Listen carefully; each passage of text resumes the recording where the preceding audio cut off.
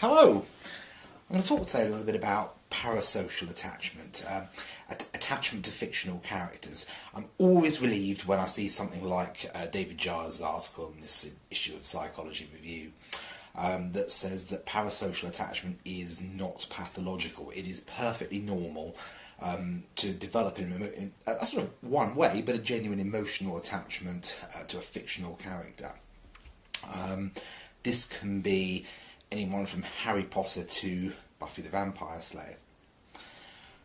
I'm also really pleased when I see a little bit of psychoanalytic theory making its way into modern psychology.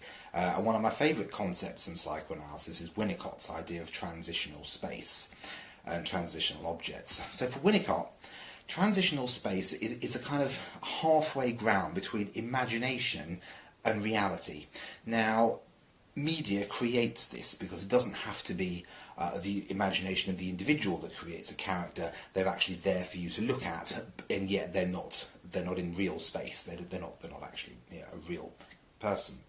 So where the boundaries have become really blurred now, and again this is absolutely fascinating for social psychologists, is social media. In social media, the actors, the musicians, possibly politicians, anyone in public life who we admire, we can actually not only follow what they have to say, we can integrate them into our Twitter feed, into our Facebook feed. We can actually see we can actually see them and interact as if they were our friends and mixed in with our friends. Now that's something quite new and quite fascinating.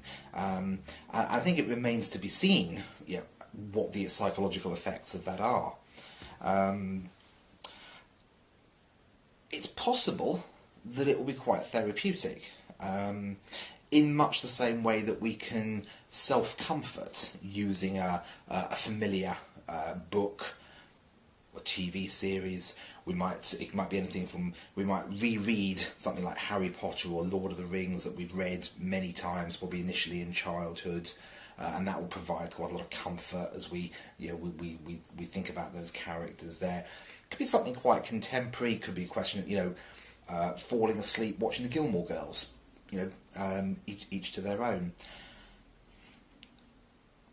This idea of parasocial attachment being therapeutic can actually be used in formal therapy.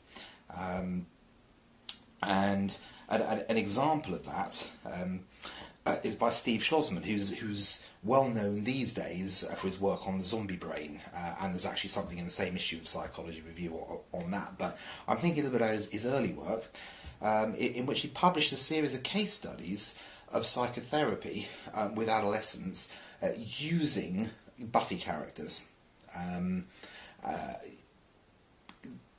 Not just working with the attachment, working with other aspects of the plot as well to make kind of sense of the world. But that notion of transitional space and the therapeutic value of media, I think it was drawn out very cleverly there. And although he never called it as such, he actually invented something really called Buffy therapy, and that is really very cool.